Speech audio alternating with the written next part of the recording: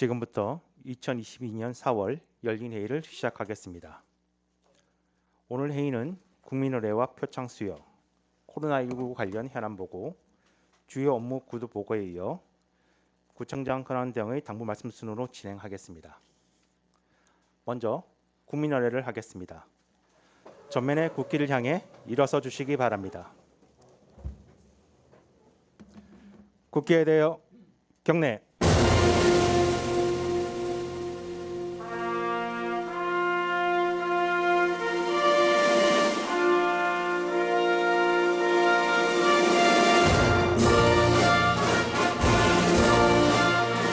나는 자랑스러운 태극기 앞에 자유롭고 정의로운 대한민국의 무궁한 영광을 위하여 충성을 다할 것을 굳게 다짐합니다.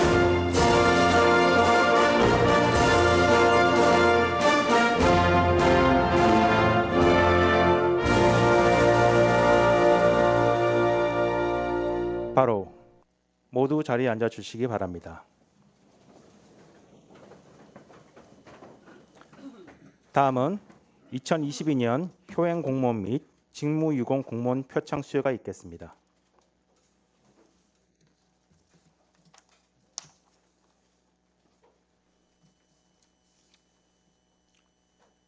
일동 차렷, 구청장 권한대행과 사무관의 인사. 바로 표창장 교육지원과 주무관 정아람. 위 공무원은 맡은 바 직무를 성실히 수행하여 왔으며 특히 부모님 은혜에 보답하는 효의 생활하루 웃 어른 공경의 사회적 분위기 조성에 기여한 공이 크므로 제50회 어버이날을 맞이하여 이에 표창합니다. 2022년 5월 8일 금천구청장 권한대행 부구청장 김영성. 부상은 경력금 50만 원입니다.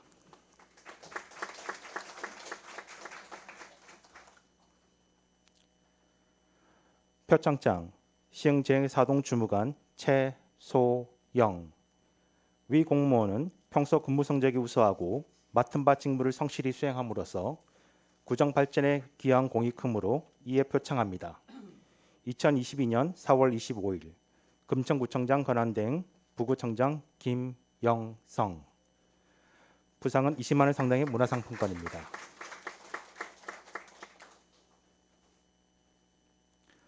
표창장 세무일과 주무관 조아영.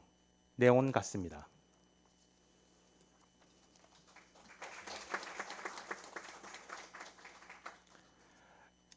일동 차렷, 구청장 권한대행과 사무관의 인사. 바로 이상으로 표창 수여식을 마치겠습니다. 대상자분들께서는 퇴장하여 주시기 바랍니다.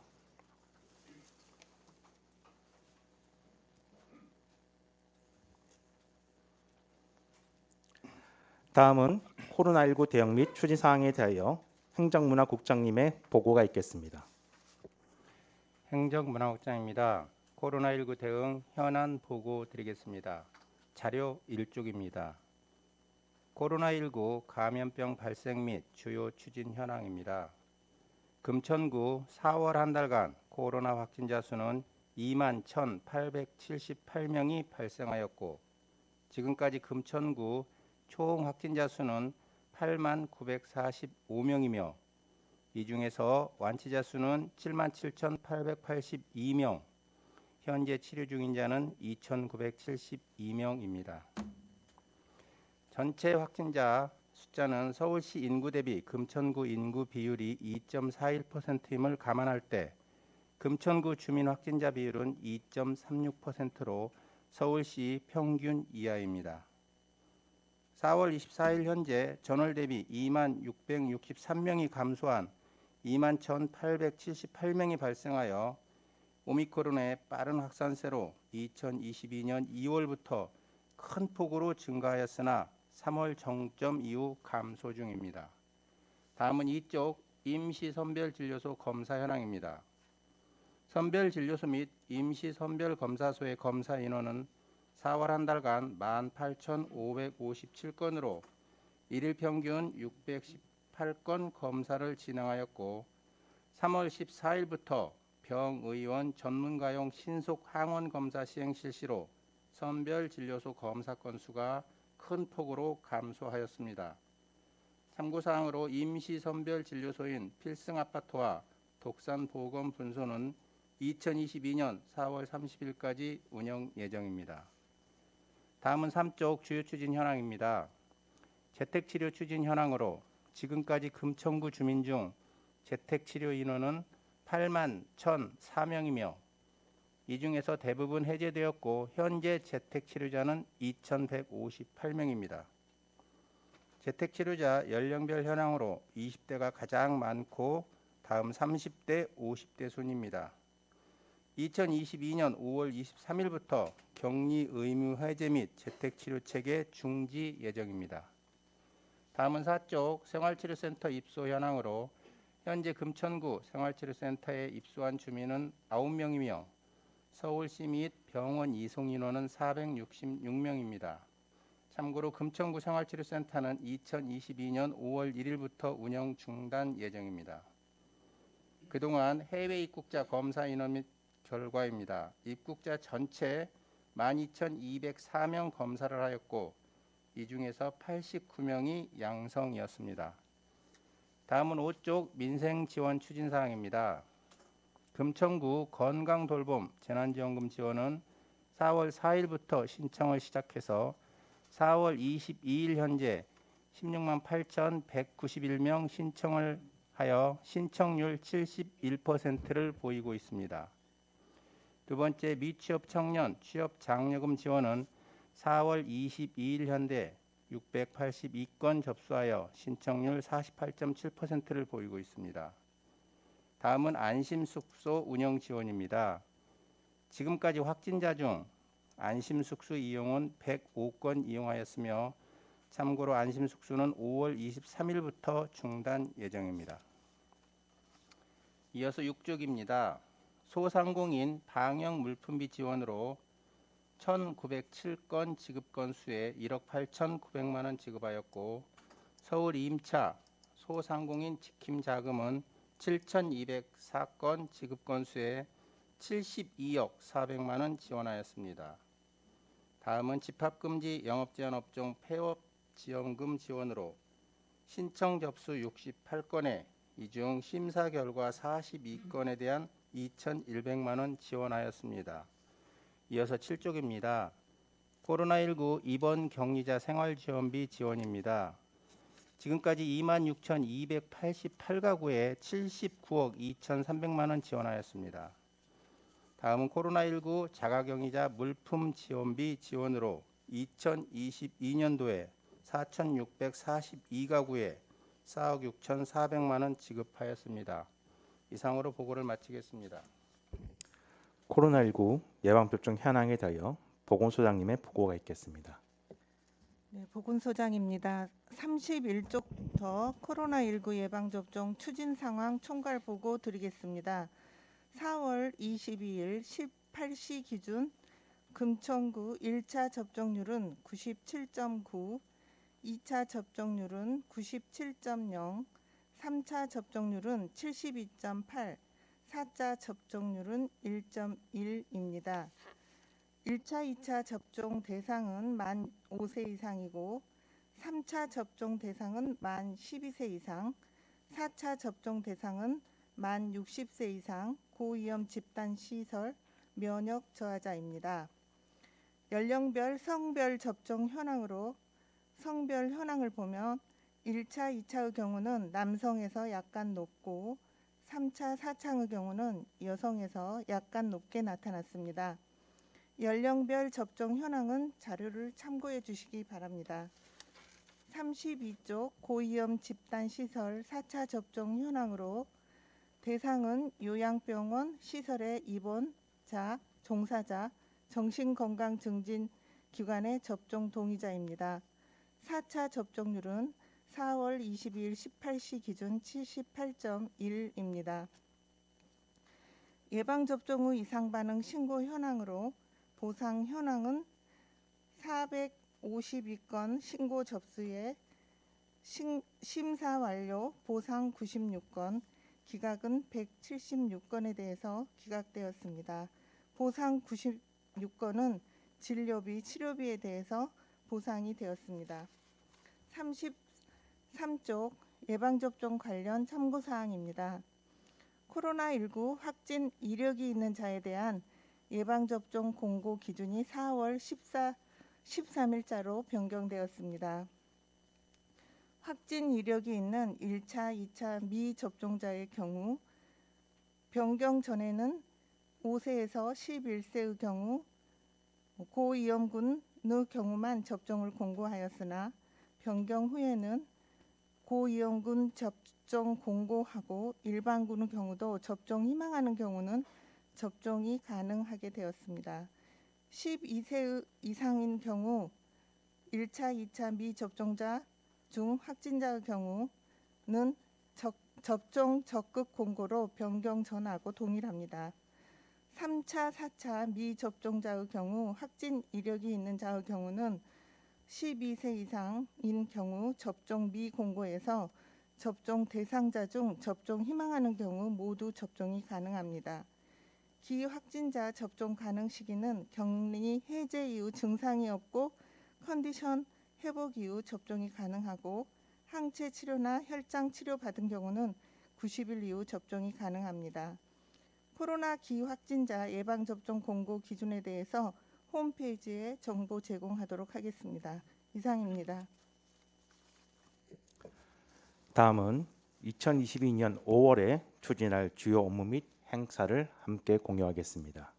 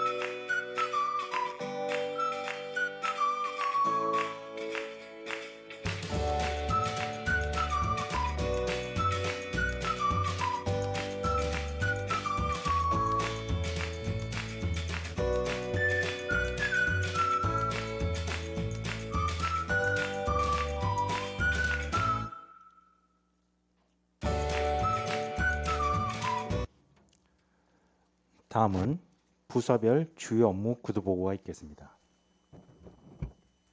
홍보 디지털 과정이 거점 지역별 스마트 구종 홍보 게시판 설치 계획에 대해 보고드리겠습니다.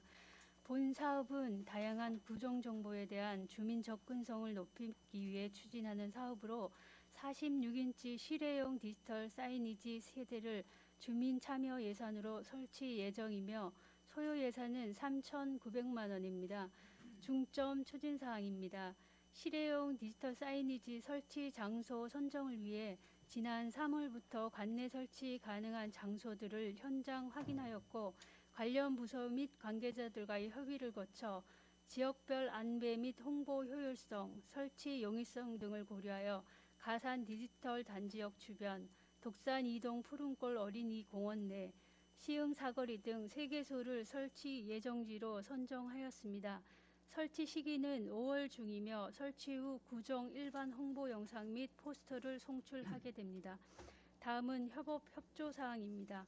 건설행정과에서는 보도상의 점유 시설 및 지주 이용 간판 설치 협조를 부탁드리며 도로과에서는 보도관리 기준 적합 여부 검토 및 도로 굴착 허가 협조, 공원녹지과에서는 공원 내 설치에 대한 협조에 협조하여 주시기 바랍니다. 향후 추진 계획입니다. 4월 중에 관련 부서 협의 및 계약 사전 절차를 마무리하고 5월 중에 디지털 사이니지 설치를 완료 후 본격 운영하도록 하겠습니다. 이상 보고를 마치겠습니다.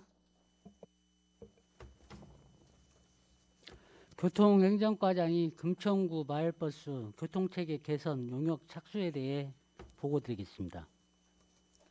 2025년 하반기 준공 예정인 신안산선과 2026년 1월 개원 예정인 종합병원 건립 등 도시 여건 변화에 대비하여 대중교통 수요에 맞는 마을버스 교통체계의 종합적인 개선 대책 마련을 위한 용역을 시행하겠습니다.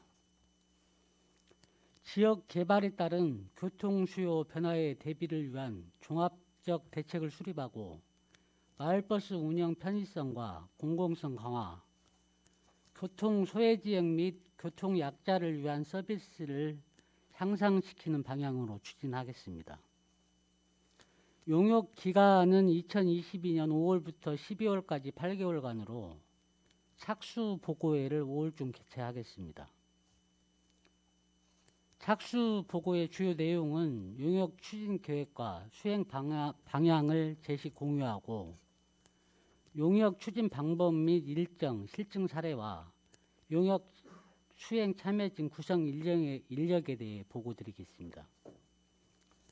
5월부터 12월까지 용역 시행, 구민 홍보 및 주민 의견을 수렴하여 10월 중 중간 보고회를 개최하고 12월 중 최종 보고회 개최 후 용역을 완료하겠습니다. 마을버스 교통체계 개선 용역 결과물에 따라 2025년 상반기까지 신안산선 및 종합병원 건립 등 주요 거점 중심의 노선 체계 개편 방안을 마련하여 시행될 수 있도록 준비하겠습니다.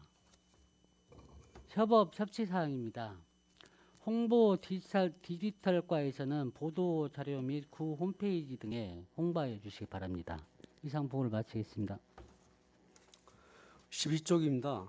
2022년 수방대책 계획 수립 및 시행에 대해 지수과장 보고드리겠습니다. 여름철 기상 전망입니다. 강수량은 평년과 비슷하나 지역차가 크겠으며 여름철 동안 발달한 저기압과 대기 불안정의 영향으로 많은 비가 내릴 때가 있겠습니다. 평균 기온은 평년보다 높고 6월에는 이동성 고기압의 영향으로 고온 현상이 나타날 때가 있겠으며 7, 8월에는 북태평양 고기압 영향으로 무더운 날씨를 보일 때가 많겠습니다. 풍수의 재난안전대책본부 구성 및 운영 계획입니다. 본부 조직은 13개 실무대책반으로 총 108명이 되겠습니다. 운영 기간은 5월 15일부터 10월 15일까지입니다. 단계별 근무 체계는 3단계로 평시 근무는 1일 30mm 이하 예보 시에 24시간 상황 유지를 위해 치수과에서 1명이 대기하겠습니다. 보관 근무는 1 30mm 이상 예보 시 상황 유지 강화를 위해서 치수과 3명, 펌프장 각 1명이 되겠습니다. 비상 근무는 본부 실무부서 동주민센터에서 근무를 하는데 직원 비상 근무로 인한 업무 공백 최소화 등 근무 여건 개선을 위해 실무부서 위주로 비상 근무 인원을 조정하였습니다. 아래 표를 보시면은 실무부서가 2021년 근무 인원이 금년에 대폭 축소하였습니다. 그리고 재난안전대책본부는 기상특보 발효 시 상황 판단 회의를 개최하고 필요시 때만 운영토록 하겠습니다. 재난대책본부 상황실은 운영하지 않을 경우 본부 근무자는 자택에서 대기하면 됩니다. 13쪽입니다.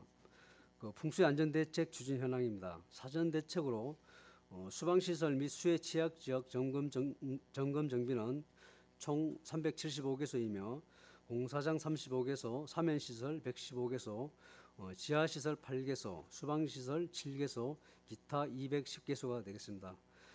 지적사항은 총 33건인데 18건은 조치 완료하였으며 15건은 조치 예정입니다. 4월 중으로 완료토록 하겠습니다. 지하주택 저지대 침수방지시설 설치는 물막이판 382개, 역지변 800개를 상반기에 90% 완료토록 하겠습니다. 그리고 하수관 빗물바지 준설은 중점관리구역 하수관로 2.8km, 빗물바지 5,179개소는 완료하였습니다. 나머지 잔여 구간도 상반기 중으로 70% 완료토록 하겠습니다. 양수기 18대, 수중펌프 272대도 점검 정비 완료하였습니다. 풍수의 대응 역량 강화 추진 사항으로 현장 맞춤형 재난 대응 훈련을 5월 초에 실시하는데 서울시 합동으로 3회, 자체 1회를 시행하겠습니다. 수방 관계자에 대해서는 비상근무요령, 예방, 대비, 대응, 복구 조치 사항에 대해서 교육을 실시하겠습니다. 침수 취약가구에 대해 돌봄 서비스 369가구 총 506명으로 지정 운영토록 하겠습니다. 빗물바지 관리자 2019명도 운영토록 하겠습니다. 소상공인 취약계층 보험료 지원을 위해 풍수의 보험 홍보 및 가입을 독려토록 하겠습니다. 대규모 피해 발생을 대비하여 인접 자치구와 유관기관 협력 체계도 구축하여 운영토록 하겠습니다. 안양천 수방대책 추진사항입니다. 하천의 홍수 방지 및 통수 기능 확보를 위해 기하대교에서 복산 보도교관 하산 퇴적도 준설 작업을 완료하였습니다. 준설량은 6,000 입방미터가 되겠습니다. 하천 진출은호 2개소 통제를 위해 기하대교 상류, 금천구청역 서측 진출은호에 5월 중 차단기를 설치하여 강우 발생 시 차량 및 보행행 출입 통제를 실시하여 안전사고 예방에 철저를 기하겠습니다. 그리고 홍보 및 정부 공유 사항입니다.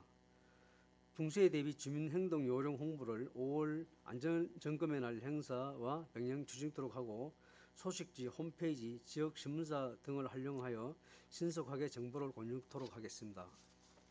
14쪽입니다. 풍수의 재난안전대책본부 개소식 행사 안내입니다. 5월 13일 금요일 11시에 지하 1층 유통합상황실 회의실에서 현판식 및 수방대책 보고가 있겠습니다. 행정사항입니다. 대책본부 실무부서 동주민센터 근무자는 풍수의 대책 임무를 숙지하고 단계별 근무에 철저를 기하고 호우 강풍 발생 시 취약시설 순찰 강화 및 대응에 철저를 기하여 주시기 바랍니다. 그리고 각종 매체를 이용하여 수방대책 관련 사항에 대해 홍보에 만전을 기하여 주시기 바랍니다. 15쪽입니다. 풍수의 재난대책본부 조직은 아래 표를 참고해 주시기 바랍니다. 이상 보고를 마치겠습니다.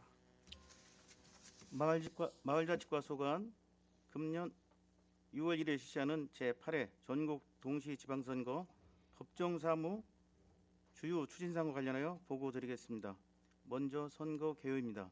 선거는 금년 6월 1일 실시하며 투표 시간은 오전 6시부터 18시까지입니다. 이에 앞서 사전투표는 5월 27일부터 5월 28일 양일간 실시되며 투표 시간은 오전 6시부터 18시까지입니다. 선거 대상은 광역단체장, 교육감, 기초단체장 등 7개 선거가 동시에 치러지며 선거권자는 만 18세 이상 주민등록자, 3개월 이상 재외국민 주민등록자, 영주 체류 자격 취득 3년 경과 외국인입니다. 총 선거 인수는 인구수 통보일 2021년 12월 31일 기준 21만 1,199명 21만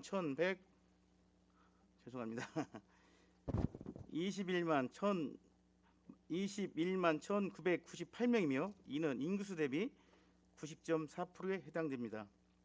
주요 선거 일정입니다. 5월 10일부터 5월 14일까지 5일간 선거 임명부 및 거수 투표소 신고 임명부를 작성하며 5월 15일부터 5월 17일까지 이의 신청 기간을 거쳐 5월 20일 선거 임명부가 최종 확정됩니다. 그리고 동주민센터는 5월 20일까지 선거 벽보 첨부 작업, 5월 20일까지 투표 안내문 및 선거 공보물 작업이 실시됩니다. 17쪽입니다. 선거 기간 금지 행위입니다. 선거 기간 중 공무원, 통반장, 주민자치위원 등은 선거 운동과 관련하여 정상적 업무 외 출장 자제, 휴가 기간에 선거 운동 관련 기관 및 시설 방문이 금지됩니다. 그리고 국민 3대 운동단체와 주민자치회의 회의 및 모임, 반상회 개최 등이 금지됩니다. 특히 공무원은 정치적 중립 의무를 지켜야 하는 자에 해당하므로 지방선거 입후보자에 대한 선전 및 지지, 업조 공부 등 공직선거법 위반 사례가 발생하지 않도록 각별히 유의하시기 바랍니다. 전 부서는 남은 선거 일정 동안 주요 법정 사무 일정이 차질 없이 진행될 수 있도록 많은 협조 부탁드립니다. 이상 보고를 마치겠습니다. 다음은 시내버스 파업 관련 현안에 대하여 교통건설국장님의 보고가 있겠습니다. 교통건설국장입니다. 시내버스 파업에 따라서 비개반 수정대책 추진 계획에서 협조 요청 사항을 말씀드리겠습니다. 서울시 버스 노동조합이 4월 26일 내일 첫 운행 시부터 버스 운행 중단을 예고함에 따라 비상수송 계획을 마련, 주민 불편을 최소화하고자 비상수송 대책본부 운영과 현장 비상근무를 운영합니다. 먼저 오늘입니다. 18시부터 파업 종료 시까지 비상수송 대책본부를 지하 1층 유통합 상황실에 운영하고 전세버스와 관용 차량을 투입, 무료 셔틀버스를 운영하며 마을버스 운행시간 연장 및 운행 횟수를 증액합니다. 다음 장입니다. 현장 비상근무는 국별 1일 12명의 직원을 근무 명령받아 탑승 근무자로 근무하고 당초 차량 30대 파업 일수 7일 기준 1일 72명으로 3교대 503명으로 일개 노선 6대는 정상 운영한다고 하여 현재 72명만 근무합니다. 근무 시간은 1조가 04시 50분부터 12시까지 7시간, 2조는 12시부터 18시까지 6시간, 3조는 18시부터 24시까지이고 비상근무에 따른 법무사항은 1조 근무자는 초과 4시간 인정과 근무 일과를 종료하며 2조는 비상근무만 실시하고 3조는 초과 6시간 인정과 이길 오전 대체 휴무만 하면 되겠습니다. 근본 비상근무에 따른 초과 근무는 통상 공지하는 1시간을 제하지 않고 모두 인정합니다. 참고로 근무시간과 복무사항은 전 부서에 상황 요령 전파하였습니다. 협조사항입니다. 국별 1일 12명의 근무 명령에 전 부서에서는 현장 비상근무 요령에 따라 적극 협조해 주실 것을 요청드립니다. 이상입니다. 다음은 구청장 권한대행께서 당부 말씀을 하시겠습니다. 네, 수고 많으십니다. 우선 지금 구청장님도 안 계신데 또 비상 상황이 발생했습니다. 시내버스 파업이 이제 이번 주에 아마 있을 수도 있고 없을 수도 있습니다만은 있을 경우에 우리가 철저히 대비를 좀 해야겠습니다. 지금 매일 72명이 이제 아마 차출이 돼서 나갈 텐데 일단 나가는 게 중요한 게 아니고 가서 안내를 좀 잘 하셔야 돼요. 왜냐하면은 아마 시민들이 미리 분노해서 이제 정상적인 상황이 아니다 이런 거 감안하셔야 된다고. 제 말씀은 분명히 우왕좌왕하게 되고 아마 질문도 많을 거고 질문을 하는 데에 있어서도 상당히 불쾌한 마음으로 아마 직원들한테 화풀이를 아마 할 가능성이 높습니다. 그렇기 때문에 직원들이 사전에 충분히 이런 상황을 예상을 하고 업무에 임해야 된다. 그렇지 않으면 오히려 안 나간만도 못한 괜히 나가서 왜 나왔는지도 뭐 모를 경우도 있겠죠. 아무 대답도 안 한다든지 뭐 물어봐도 모른다든지 이렇게 하면 안 되기 때문에 이 파업 상황에 대해서도 직원들은 잘 알고 있어야 돼요. 관련된 질문을 분명히 시민들이 할 것이기 때문에 그런 질문들에도 미리 예상되는 질문을 만들어서 대답을 준비해서 나가야 된다. 이렇게 해주시길 바라겠습니다. 그래서 이 시내버스 파업 대비해서 시민 불편이 최소화될 수 있도록 직원들이 좀 최선을 다해 주시길 바라겠습니다. 자, 두 번째는 아마 얘기가 제가 좀 길 것 같아요. 그래서 제가 미리 말씀드리는데, 특히 오늘 제가 지금 드리는 말씀은 젊은 직원들, 우리 이제 갓 공직을 시작한 9급 직원들, 그리고 8급, 7급 이 직원들은 오늘 제가 하는 말씀 좀 새겨 듣고 앞으로 공직 생활을 하는 데 있어서 조금 좌표로 삼으면 좋겠다, 그런 말씀을 드리고, 제가 짧게 얘기할 수도 있습니다만은 그렇게 되면 아무런, 제가 봤을 때는 효과가 없어요. 왜냐하면은 궁극적으로 습관이 바뀌어야 되는데, 습관이 바뀌려고 그러면 생각이 바뀌어야 됩니다. 근데 생각이 바뀌려고 그러면은 그냥 단순하게 이렇게 하자, 이렇게 해가지고 되는 건 절대 아니에요. 제 경험상 보면은 내가 스스로 그게 옳구나, 그게 공감을 해야 생각이 바뀌고, 그 생각이 바뀌어야만이 습관이 바뀌고 그게 성격이 돼서 체화된다, 이렇게 되는 거기 때문에 제가 오늘 조금 사례를 말씀드리기 때문에 좀 길 거예요. 감안해서 좀 들어주시길 바라고, 결론을 말씀드리면은 우선 문제를 찾아내고 해결하는 행정 또는 적극 행정에 최선의 노력을 기울여 주길 바랍니다. 자, 이렇게 말씀을 드렸는데 되게 막연하죠. 뭐 항상 듣던 얘기 같기도 하고, 뭐 적극 행정 하면은 뭐 어떻게 보면 귀에 못이 박히게 들었을 수도 있어요. 뭐 적극적으로 하자. 그래서 우리 지금 이게 보면은 이게 국어사전에 나오는 용어가 아니고 우리 행정안전부 홈페이지에 가면 나오는 행정 용어입니다. 적극 행정이. 그래서 제가 찾아봤어요. 뭐라고 되어 있냐면은 공무원이 불합리한 규제의 개선 등 공공의 이익을 위하여 창의성과 전문성을 바탕으로 적극적으로 업무를 처리하는 행위, 이렇게 돼 있어요. 저도 뭐 행정학 공부도 많이 하고 뭐 미국 가서 공부까지 했지만 제가 봐도 너무 따분한 얘기다. 이 얘기를 듣고 누가 과연 적극 행정을 해야겠다, 그런 생각이 들겠냐 싶어요. 너무 진부하고 재미없는 그런 용어이기 때문에 이 정의를 100번을 외쳐도 저는 절대 적극 행정을 할 수 없다, 이렇게 단언을 하겠습니다. 그게 아니고요. 적극 행정은 한마디로 말해서 문제를 찾아내서 해결하는 행정이 적극 행정입니다. 이렇게 하면 좀 쉽겠죠. 그럼 그 반대가 뭐냐? 소극 행정이라 그러는데 또 이렇게 하면 또 뭐 말 돌리기죠. 순환이죠. 적극에 만든 소극이니까 이렇게 하지 말고 무사안일 있어요. 무사안일. 이거는 아무 일도 안 하고 그냥 편안하게 있는 거죠. 근데 왜 편안하게 있겠습니까? 문제가 없다고 생각하는 거예요. 자기도 모르게 무사안일을 하게 되는 거죠. 문제에 대해서 인식을 못하면은 내일 전쟁이 터져도 오늘 편안하게 있는 겁니다. 그게 바로 무사안일이다. 이거는 어떻게 보면은 뭐 법적으로 처벌되는 문제도 전혀 아니죠.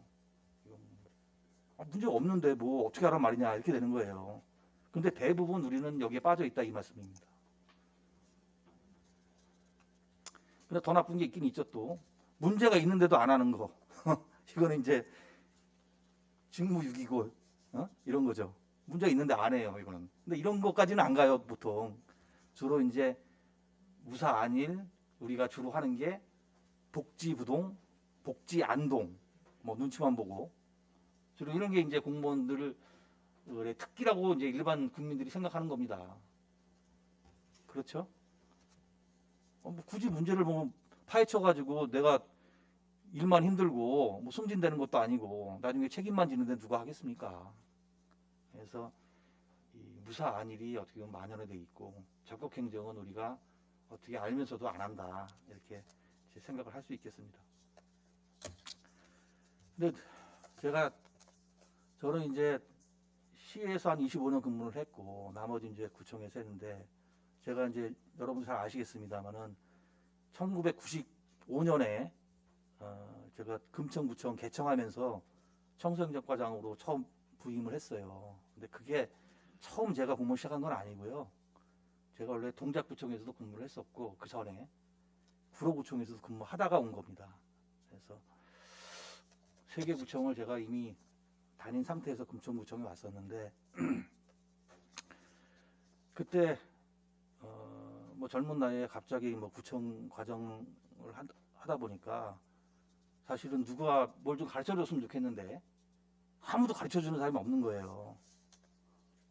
그리고 그 이후에도 저는 뭐 구청에서만 그렇게 가르쳐 주는 사람이 없나 했는데 제가 시청에서 2025년이나 근무했는데도 제대로 된 어떤 이 공무원의 자세라든지 업무를 어떻게 해야 되는지 이런 거에 대해서 알려주는 과장이나 국장들이 없었어요. 항상 제가 알아서 했지 뭐 이렇게 친절하게 뭘 어떻게 해야 되는 거 아니냐 이런 말씀을 하지를 않았어요. 그래서 저는 그게 저 사람들이 인격이 훌륭해서 그런가 그렇게 생각도 할 수 있겠지만 저는 어떻게 생각이 드냐면 아는 게 없기 때문에 가르쳐 줄 게 없다. 그런 것도 생각을 합니다. 알 수 없죠. 아는 게 없어서 가르쳐 주지 않은 건지 뭐 그냥 잔소리 하기 싫어서 안 한 건지 모르겠으나 저는 사실은 어떤 거를 제가 이제 배우는 입장에서 항상 이제 근무를 했기 때문에 선배 공무원들이 이 경험에서 나오는 좋은 지혜를 좀 말씀을 해주시면은 참 좋겠다 그런 생각을 늘 했어요. 그거는. 근데도 아쉽게도 그런 공무원들이 거의 없었다. 거의 뭐 그렇죠. 그냥 업무 지시는 잘해요. 뭐 이거 해라, 저거 해라. 이건 했지만 설명을 해주진 않더라고요. 그래서 주로 그 업무 지시도 뭐 시장한테 회의 갔다 와가지고 받아 적은 거 그냥 전달해주는 그런 거죠. 자기가 만들어서 업무 지시하는 건 거의 없고 국장이 시장한테 가서 받아 적어온 거를 다시 지시하는 그런 경우가 굉장히 많았다 이런 말씀을 드립니다. 그래서 저는 그러지 말아야겠다 그런 생각을 항상 하고 있었어요. 공무원 박봉입니다. 이건 뭐 2천만 원 뭐 이렇게 받고 경제적으로 윤택한 생활은 거의 불가능하고 뭐 미래가 뭐 없죠 사실은. 그것만 따지면은 미래가 밝을 수가 없어요 공무원은. 뭐 구청에서 국장으로 승진한다고 한들 월급이 뭐 이렇게 확 늘어나는 거 절대 아니에요. 아시잖아요. 그럼 뭘 희망으로 삼아야 되느냐. 사명감이에요. 저는 제가 봤을 때는. 그래도 내가 봉급은 적지만 그래도 내가 보람 있는 일을 내가 한다. 좀 손해를 보는 것 같지만 그래도 나는 이 길을 가겠다. 이런 마음이 없으면은 공무원 자체가 하루하루가 괴롭습니다. 제가 봤을 땐 그래요. 뭐 의미가 없지 않습니까? 돈도 많이 주는 것도 아닌데 뭐하라고 그렇게 열심히 일을 하겠어요. 사명감이 없다면은 우리가 열심히 일을 할 동기 자체가 없다고 저는 봐요. 그렇기 때문에 사명감이 있어야 된다. 그래야 공무원 정년까지 우리가 정신 승리를 하면서 마음 편하게 우리가 정년을 맞이할 수 있지 않나 이런 생각이 듭니다. 그럼 하루하루가 괴로울 텐데요. 불평하고 이 bun급 가지고 어떻게 살란 말이냐. 끝이 없습니다. bun급 가지고 얘기를 하면은. 자, 다이아드라는 영화 다 보셨죠? 아마 대부분 알 거예요. 하도 유명한 영화니까 뭐. 다이아드 영화에서 그 주인공이 경찰이에요. 경찰인데 거기 주인공을 해가지고 그 악당하고 이제 대결을 하죠. 근데 여러분도 아시겠습니다만은 그 다이아드에서 주인공이 출동 명령 받아가지고 나간 게 절대 아니에요. 놀러 갔다가 휴가 중인데 남의 동네에 갔다가 사건이 터진 거예요, 그냥. 근데 자기는 그냥 경찰일 뿐이고. 그러면 우리는 보통 어떻게 하겠습니까? 아무 상관없잖아요. 내가 여기서 할 것도 없고 관할도 아닌데 그 일을 처리하겠습니까? 좀 안 맞죠?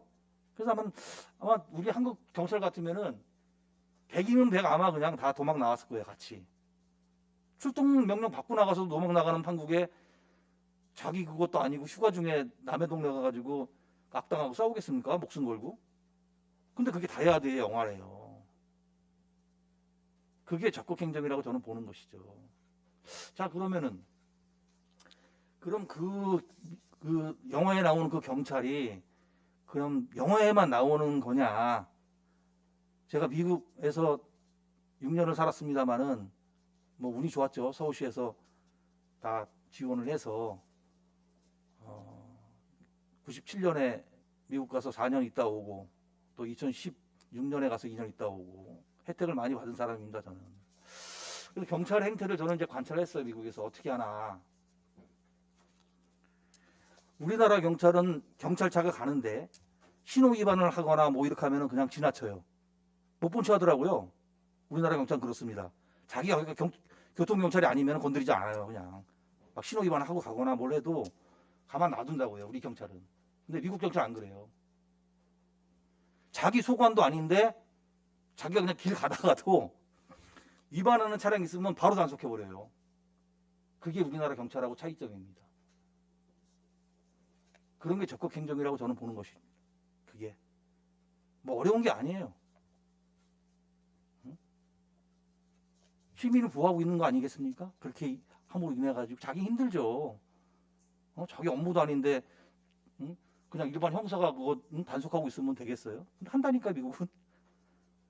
그 차이점이 있다. 그래서 저는 제가 이제 구청에서 동작구청에도 있고 구로구청에도 있었다 그랬는데 그때 한 가지 회의가 드는 게 있었어요. 뭐냐면은 구청에 와서 이제 근무를 하니까 제가 생각했던 그런 공무원이 아닌 거예요. 너무 하찮은 일만 하는 거더라고요. 그리고 뭐 이상한 일을 해요. 뭐냐면은 뭐 내 업무도 아닌데 나가서 교통 그 불법 주정차 단속을 모든 과가 그때 다 했고 환경 정비라 그래가지고 나가서 간판 이래라 저래라 하는 것들, 담벼락 이런 것들을 매일 하는 거예요. 그래서 이게 공무원이 할 일인가? 그래서 너무 회의가 가더라고요. 그래서 내가 중앙부처에 갈 걸, 네, 구청이 잘못 왔나 싶기도 하고 그랬는데 뭐 지금 그렇지 않습니다.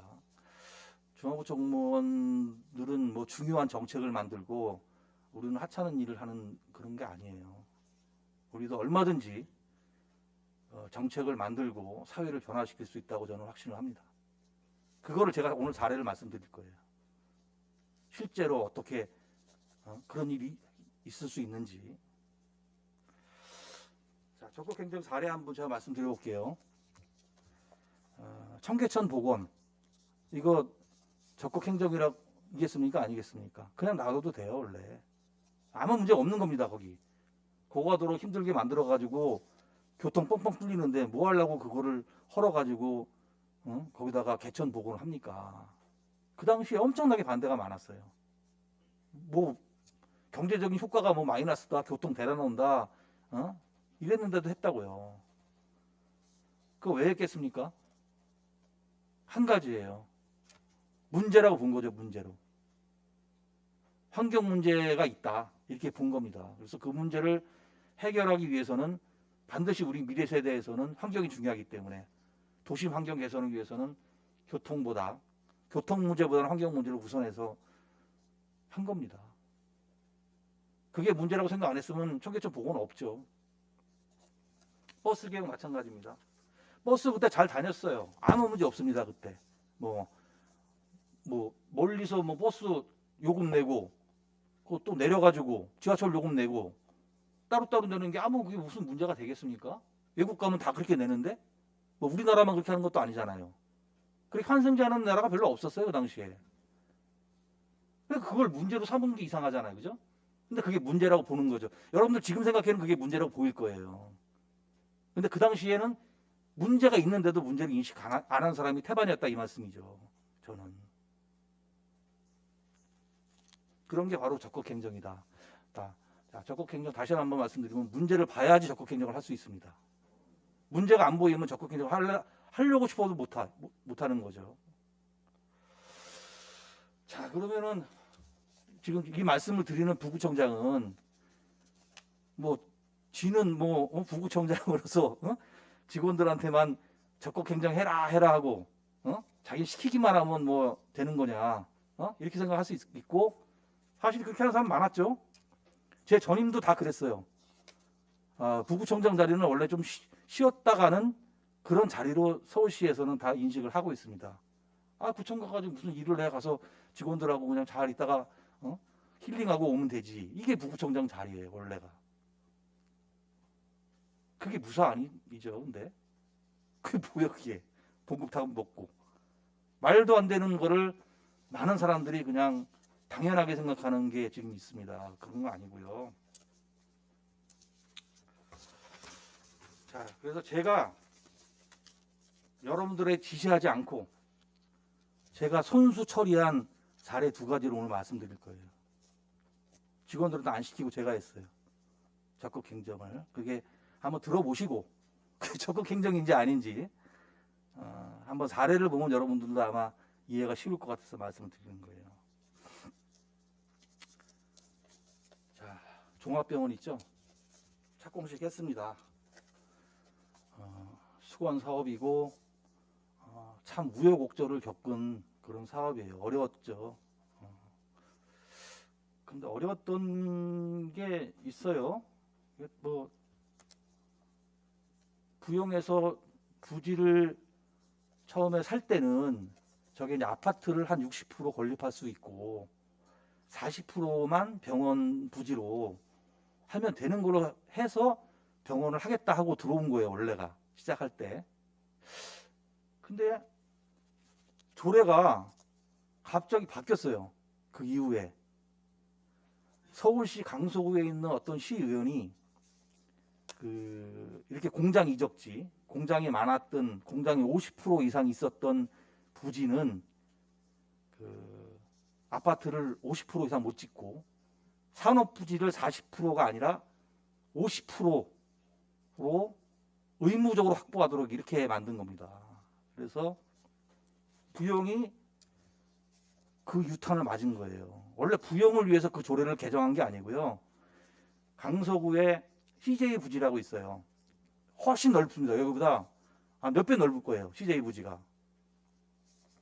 그 엄청난 부지를 개발할 때 아파트를 60% 개발하고 산업 부지를 40% 개발하면 안 되겠다 싶어가지고 이거를 아파트를 많이 못 짓게 이렇게 개정을 했는데 그 유탄을 우리가 맞은 거예요. 그래서 부영이 나 그렇게 하면은 병원 안 짓겠다 이렇게 나온 거 아니겠습니까? 그래서 이게 답보 상태였어요. 제가 오니까 부영에서는 그 조례대로라면은 안 된다. 근데 그것도 일리가 있는 게 여기 부지가 아주 지금 애매하게 지금 구획이 돼 있어요. 어떻게 돼 있냐면은 지금 현재 병원 부지가 딱 40%예요. 그리고 이쪽 아파트 부지가 딱 60%입니다. 그래서 만약에 50% 하려고 그러면은 저기 40%하고 여기 10%를 또 산업 부지로 확보를 해야 되면은 이쪽에 40%를 개발할 수 있는 게 실질적으로는 30%밖에 개발을 못 해요. 뭐 떼어야 되니까 또. 안 그렇습니까? 완전히 안 나오는 거예요, 이제는. 그게. 아파트를 50%를 개발할 수 있는 게 아니라 뭐 40% 정도밖에 개발이 못하는 정도로 우리가 이 구역이 모양이 땅 모양이 이렇게 됐기 때문에 그러니까 일리가 있는 주장이에요. 그럼 제가 왔을 때는 와서 저런 걸 딱 느꼈어요. 근데 그 당시에 우리 구청에서 어떻게 대응을 했냐 하면은 딱 하나였습니다. 시에 가서 읍소에서 조례를 개정하는 거. 그래서 도시관리과 서울시장을 계속 구청장님이 만나시고 과에서는 계속 도시관리과 찾아가서 조례 개정해 주십시오. 조례 개정해 주십시오. 이 짓을 했어요. 그래서 제가 와서 보니까 뭐 해결이 다 된 듯이 얘기를 해요. 그래서 뭐 어떻게 해결이 됐냐 그랬더니 도시관리과에서 조례 개정하는 용역을 발주를 하기로 했다. 그래서 그 조례 개정이 용역이 끝날 때까지만 기다리면은 이제 조례가 개정될 것이다. 이런 말을 하더라고요. 그래서 제가 그 말을 듣고 그렇게 만약에 도시관리과에서 용역을 발주하게 되면은 우리는 영원히 종합병원은 못 짓는다. 이런 얘기를 제가 했어요. 시에서 저런 용역을 할 때 저런 거를 용역을 한 이유는 뭔지 아세요? 반대를 해야 되는데 명분을 만들기 위해서 해주기 싫은 거예요. 해주기 좋았으면 당연히 그냥 조례 개정하면 되죠. 왜 용역을 한다고 할까요? 무슨 반대 자꾸 찾아오는데 반대할 수는 없고 그러니까 용역 딱 핑계 대가지고 용역에서 보니까 이거 조례 개정 안 하는 게 낫겠습니다. 이렇게 할 거 하면 되는 거 아니겠습니까? 그리고 누가 봐도 상식적으로 공장 이적 부지에 산업용지 50% 당연한 거 아니에요? 상식적으로 생각하면은 그거를 왜 아파트를 많이 짓게 해가지고 사기업자들 이익이 되게 하는 조례 개정을 하겠습니까? 타당성이 있다고 나올 리가 없어요. 그거는 상식적으로 봐도. 그래서 그러지 말자. 그러지 말고 이거는 시에서 그런 총대를 맬 리가 없는 거고 오히려 역효과가 날 가능성이 있기 때문에 이거는 의원 발의로 조례를 개정이 됐기 때문에 특히 또 이건 의원 발의로 풀어야 되는 문제다. 그래서 제가 문구까지 만들었어요. 문구를 만들어서 조례에 단서를 넣습니다. 종합병원 또는 학교 부지 학교를 유치할 경우에는 10% 상향 조정해서 아파트를 질 수 있다. 이렇게 완화할 수 있다. 문구를 제가 만들어 가지고 그걸 가지고 시의원을 가서 찾아뵙고 발의를 부탁을 하자. 그래서 이게 된 거예요. 그리고 마침 그때 시 도시계획위원회가 우리 구청이 초청을 해가지고 그거 소상하게 설명을 드린 겁니다. 이 종합병원 건립의 필요성에 대해서. 자, 지금 뭐 하나 올라가 있죠? 좀 날짜가 있나요? 2019년 4월로 돼 있죠? 응? 2019년 4월로 도시계획 개정 조례안이 그래서 올라가게 된 거예요. 그래서 맨 밑에 끝에 보시면 뭐라고 돼 있습니까? 중공업 지역 내 제가 한번 잘 안 보여가지고 제가 여기 있는 걸로 한번 읽어볼게요. 중공업 지역 내 공장 이전 부지 공동주택 허용 기준 중 종합병원 또는 학교를 설치하는 경우에는 산업시설 확보 부지를 10% 하향 조정할 수 있도록 함. 이 별표 1을 제가 이 문구를 그대로 갖다 준 거예요. 그래서 개정한 겁니다. 다음 페이지 한번 열어보세요. 자, 신구 조문 대비표 나오죠? 신설 이렇게 돼 있을 겁니다. 맨 밑에 보세요. 신설 이렇게 돼 있죠? 그걸 2019년 4월에 신설을 한 겁니다. 그럼 저기서 왜 학교가 왜 들어갔느냐? 그거 다 전략적인 고려가 있는 거예요. 종합병원만 딱 넣으면은 노골적으로 우리게 되기 때문에 반대를 할 것 같기 때문에 저건 일부러 학교는 그거를 희석시키기 위해서 넣은 거에 불과합니다. 저거는.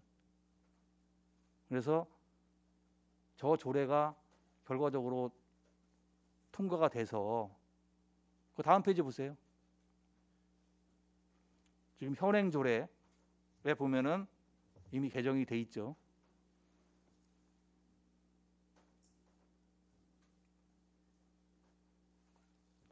현행 조례 지금 라에 있죠. 라 중간쯤에 있네요. 라 그죠? 그래서 지금 현행 조례가 저렇게 돼 있기 때문에 아파트를 이쪽 북쪽 측면에 60%를 지금 질 수 있게 가능하게 돼서 부용이 지금 된 겁니다.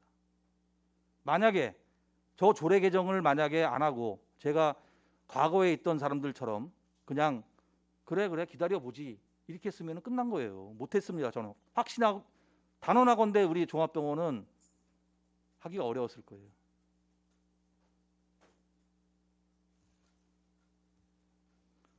자, 이게 저는 사소한 것 같지만 이렇게 제도를 고치는 거 이런 거 다 적극 행정이고, 이 적극 행정은 해도 되고 안 해도 되는 문제가 아니다.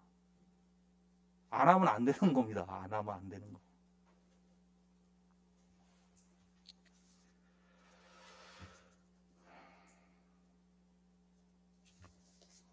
자, 다음 페이지 한번 보시죠. 제가 또 한 게 하나 있어요. 이거는 뭐 제도 개선은 아니고, 여기 어딘지 아세요? 구청 앞에 보도죠. 여러분 매일 요새 지나다니실 거예요. 근데 이게 어떻게 된 건지 아는 사람 거의 없어요 지금. 그래서 제가 말씀드리는 건데, 제가 이 구청에 이제 와서 이 앞에 식당에 이제 갈 때 보면은 저게 보도가 없이 펜스가 차도 바로 앞에까지 와 있더라고요. 그래서 제가 지나다니면서 제가 이 직원들한테 몇 번 물어봤어요. 아니 이게 어떻게 여기는 보도가 왜 없냐? 그랬더니 직원들이 모두 하는 말이 여기는 원래 없습니다. 여기 다 사유지라서 뭐 몇십 년 전부터 여기는 보도가 없는 데입니다. 그래요. 그래서 제가 그 정책회의 때 제가 아마 문제 제기를 한 것 같아요. 저거 말이 안 된다. 그래서 저거 부용이 어차피 저기는 기부 체납을 한 땅이 아니겠느냐. 분명히 저건 아파트를 짓게 되면은 뒤로 물러나서 아파트를 짓고 보도를 만들기로 예정된 땅인데 그거를 미리 뒤로 당겨라. 이렇게 하면 보도 확보되는 거 아니냐. 이렇게 얘기를 했어요. 근데 아무 반응이 없어요. 오히려. 그래가지고 안 되겠다. 그래서 제가 그 당시에 건축과 팀장을 불렀습니다. 불러가지고 공문을 하나 만들자. 저 부지 뒤로 아파트 공사 그때 착공이 언제 될지 모르니까 착공이 언제 될지 모르지만 지금 구민 불편 사항이 너무 많기 때문에 펜스를 뒤로 물려달라 이런 공문을 써서 보내자 그래가지고 보냈어요. 보냈더니 꾸물꾸물대더니 한 2주 후에 공문이 왔대요. 그래서 와가지고 나한테 팀장이 가져오더라고요. 그래서 읽어보니까 뭐 이런저런 이유로 절대 불가하오니 뭐 양해해 주시기 바랍니다 이거예요. 그래서 그럴 것 같더라고요. 예상했지. 그래서 제가 그러면은 도시계획 과장을 불렀어요 그 당시에. 그래서 부영에 연락해가지고 부영 회장하고 제가 드릴 말씀이 있으니 면담 시간을 좀 잡아달라 그렇게 통보를 해라 그랬어요. 그래서 통보 갔죠. 금천구 부구청장 면담 요청 건으로. 그래서 열흘 지났어요 또. 그래서 비서실에서 연락이 온 게 아니라 그 실무부서에서 연락이 온 게 펜스 뒤로 물려주겠다는 거예요. 면담 요청을 했는데 답은 펜스 뒤로 물려주겠다. 그래서 뒤로 물리게 된 겁니다. 그래서 처음에는 안 해주겠다고 하는 그 부역에 있는 실무자들이 나중에 뭐라고 했냐면은 몇 미터까지 물릴까요? 이걸 물어봐요 또 이젠. 응? 그래서 한 4미터 정도로 저게 물려진 게 이게 그래서 된 겁니다. 저게.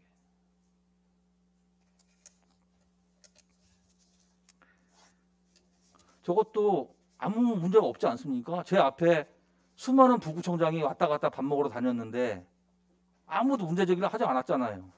뭐 그렇다 그래가지고 그 부구청장들이 뭐 죄를 진 건 아니죠. 안 그렇습니까? 아무 그게 없잖아요. 그렇지만 지금 생각해 보면 문제가 아닙니까 그게? 지금 저렇게 해놓고 보니까 그전엔 부총장들이 문제 있는 행정을 한 거죠.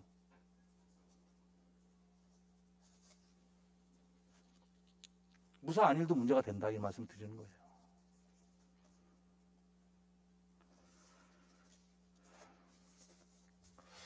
자, 이렇게 하면 아마 좀 저는 젊은 우리 직원들이 구청에서도 얼마든지 적극 행정을 할 수 있고 국민들을 위해서 좋은 사업 정책을 만들 수 있다 이런 얘기를 말씀을 드리겠고요. 자, 그러면 제가 구체적으로 말씀을 드려볼게요. 3단계가 있습니다. 우리가 이렇게 적극 행정을 하는 데 있어 가지고 밟아야 될 이 사고책에 3단계가 있어요. 처음에는 뭐냐면은 문제를 발견하는 겁니다. 문제를 인식하는 거죠. 이게 문제가 되는지 안 되는지, 그리고 문제라면은 어떤 게 문제인지 이거를 파악하는 게 제일 중요해요, 사실은. 그 다음에 뭐 원인 해결책은 이것만 되면은 다 되는 거예요. 이게 바로 정책입니다. 문제 이꼴 정책이에요. 문제를 다 아는데 어떻게 해결책 당연한 거 아니겠습니까? 근데 이게 어려워요, 생각보다. 왜 어려운지 제가 말씀드리면 또 이해가 갈 거예요. 창신동이라고 있어요, 서울시에. 그 도시 재생을 하는 곳입니다. 종로구인데 입지가 굉장히 좋죠. 시내 우리 서울시 한복판이니까. 근데 여기 도시 재생을 하는데 도시 재생을 해야겠다는 생각은 있는데 문제라고 생각을 하는 거죠, 일단은. 그거는 같지만 문제를 뭘로 보느냐가 완전히 달라가지고 지금 대립이 있는 거예요. 그럼 뭐 어떻게 대립이 되느냐? 주민들은 문제를 어떻게 인식하냐면 도로를 확장해야 되는, 도로가 좁은 게 문제다. 가로등이 노후화된 게 문제다. 노후주택이 문제다. 이렇게 보는 게 문제라고 인식하는 게 있고요. 그 반면에 그게 아니고 봉제 역사관이 없는 게 문제다. 백남준 기념관이 없는 게 문제다. 채석장 전망대가 없는 게 문제다. 산마루 놀이터가 없는 게 문제다. 이렇게 문제를 보는 게 있어요. 자, 여러분들 어떤 게 문제라고 보세요? 앞에 있는 게 문제처럼 보이잖아요, 그죠? 근데 지난 5년, 10년간 뭘 했는지 아세요? 뒤에 있는 걸 문제로 해가지고 이거 싹 다 만들었어요, 지금. 그래서 문제를 어떻게 보느냐가 굉장히 중요하다. 아예 놔두는 게 낫다. 오히려 문제를 이상하게 규정하려고 그러면은.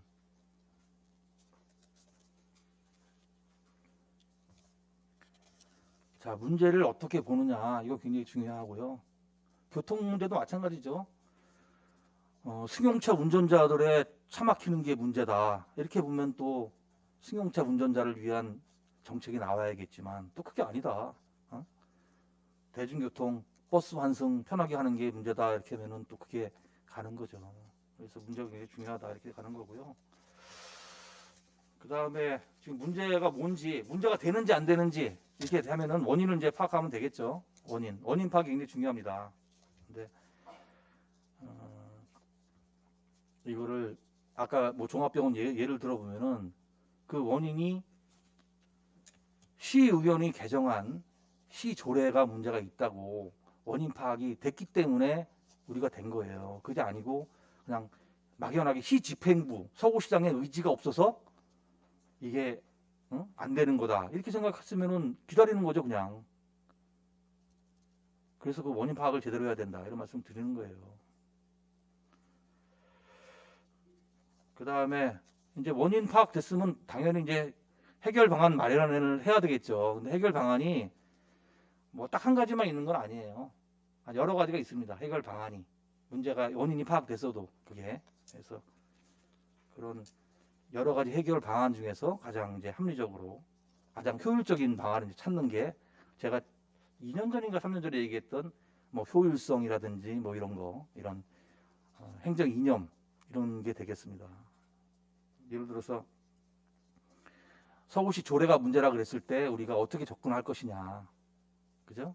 그러면은 그 뭐 우리가 제일 쉬운 게 뭐냐면은 우리 최기찬 우리 뭐 최인목 최기찬 의원 있지 않습니까? 이 시의원들한테 가서 발의할 수 있는 안이 있고 뭐 다른 도시계획위원회 위원들 중 찾아가서 그죠? 뭐 할 수 있는 방안도 있고 안 그렇습니까? 이분들은 이제 도시계획위원들은 아니었으니까 뭐 이런 것들이 있을 거예요 아마. 근데 그렇지만 어쨌든 우리는 그 중에서 가장 효율적인 방안을 찾아서 이제 한 거죠 당시에. 자, 생각보다 쉬워요. 문제만 제대로 파악하면은 적극 행정하기는 너무 쉽다 이렇게 말씀드리고요. 근데 이제 문제를 보는 눈이 이제 없다는 게 또 문제 아니겠습니까? 그죠? 뭐 안 보이는데 어떻게 하겠어요? 근데 그래서 우리 젊은 직원들한테 제가 당부를 드리는 겁니다. 여기 구청이 있다 그래가지고 매너리즘에 빠지지 말고 무사 안일에 빠지지 말고 항상 자기 개발을 하고 독서를 하고 성찰을 해서 자기 능력을 올리게 되면은 문제를 보는 눈이 생깁니다. 쉽게 얘기해서 우리가 지금 계속 어떻게 보면은 여러분 잘 아시다시피 AI가 개발되고 있어요. 그죠? AI가 개발되고 있고 4차 산업혁명이 지금 일어나고 있지 않습니까? 이런 것들이 다 지금 우리 문제를 일으키고 있는 거예요. 과거에는 문제가 안 됐던 것들이 이렇게 급속한 기술 개발이 돼서 앞서 나가버리면은 우리가 해야 할 일이 엄청나게 많아진다는 건 여러분들 인식을 해야 돼요. 그게 다 구청으로 다 도입을 할 것인지 말 것인지 이거 다 여러분들 고민을 해야 되는 겁니다. 그런데 그런 거 알려고 그러면은 이제 그런 걸 다 여러분들이 다 찾아서 공부를 좀 해야겠죠. 사기업에서는 로봇가 다 배달하고 로봇가 직접 안내 상담하고 있지 않습니까? 그럼 우리 구청에서 어떻게 할 것이냐. 구청에 도입할 수 있는 범위는 어디고 이게 지금 가능할지 예산은 얼마나 들지 이런 거 다 연구해가지고 하면은 그게 지금 이미 문제가 발생했기 때문에 여러분들 해야 되는 거예요. 가만히 있으면 안 돼요 지금. 기술 개발에 맞춰서 나가야지. 그 다음에 고정관념 타파를 하셔야 됩니다. 구청 앞 제가 보도 확장한 거 말씀드렸잖아요. 직원들이 왜 아무 문제를 없이 그게 10년 이상 했을까요? 다 고정관념 때문에 그런 거예요. 그거 옛날부터 있었던 거고 뭐 사유지인데 그거 어쩌란 말이냐. 고정관념이죠. 이런 고정관념 여러분 가지고 있는 한 무사 안일을 탈피하기 어려워요. 그 다음에 이건 뭐 제가 시에 있을 때 뭐 항상 귀에 못이 박히도록 이제 들은 얘기 하나가 있는데 이게 이제 뭐 여러분들 뭐 맨날 들었을 거예요. 변화와 개혁 뭐 이런 거 있지 않습니까? 변화가 변화에 대한 수용성이 여러분 높아져야 돼요. 변화가 당연한 거다. 이렇게 생각을 해야 됩니다. 가만히 있는 게 이상하고 변화가 당연한 거다. 이런 인식이 여러분들이 딱 가지고 있어야 돼요. 그래야만이 자꾸 문제가 보이고 뭘 하고 해야 되는 게 생각이 나고 할 겁니다. 근데 변화가 나한테 피곤하게 하기만 하고 이렇게 하는 인식을 가지고 뭐 변화가 뭐가 있겠냐 이렇게 하면은 아무것도 없는 거죠. 뭐 그냥 그러면 봉급 우리는 인생이 그냥 200만 원 월 200만 원 받으러 들어왔다가 나중에 월 500만 원 받고 나가는 그런 인생밖에 안 되는 거예요. 그러려고 공무원 했습니까? 뭐 하려고 그렇게 해요? 밖에 나가가지고 한 방 터트리면 금세 1,000만 원, 2,000만 원 금방 버는데.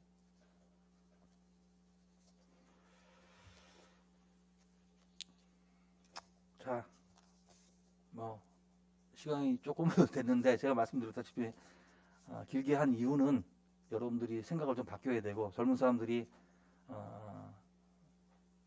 특히 그냥 뭐 해라 그러면 안 할 거 아니겠습니까? 그래서 저는 그걸 기대를 거는 거예요. 우리 금천구청이 25개 구청 중에서 행정력이 그렇게 높지 않다고 좀 봐요. 그래서 분구된 구의 어떤 숙명이죠. 그래서 참 이 역사와 전통이라는 게 무서운 게 인류 대학교는 시간이 바뀌어도 그거를 다 역전이 안 돼요. 신설학교가 서울대 연고대를 잘 못 넘어가잖아요. 그래 넘어가는 경우도 있다. 포항공대 뭐 이런 거 예를 보면 넘어가기도 하죠. 그래서 우리 금천구청이 딴 게 없습니다. 그걸 넘어가기 위해서는 우리 직원들이 열심히 하는 수밖에 없어요.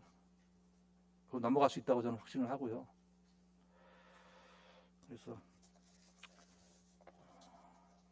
무사 안일에서 탈피하시고 적극적으로 하는 게 당연한 행정으로 여러분들이 체화가 돼서 우리 금천구를 좀 발전을 시켰으면 좋겠다, 그런 말씀을 드리겠습니다. 예, 이상입니다. 이상으로 4월 열린 회의를 모두 마치겠습니다.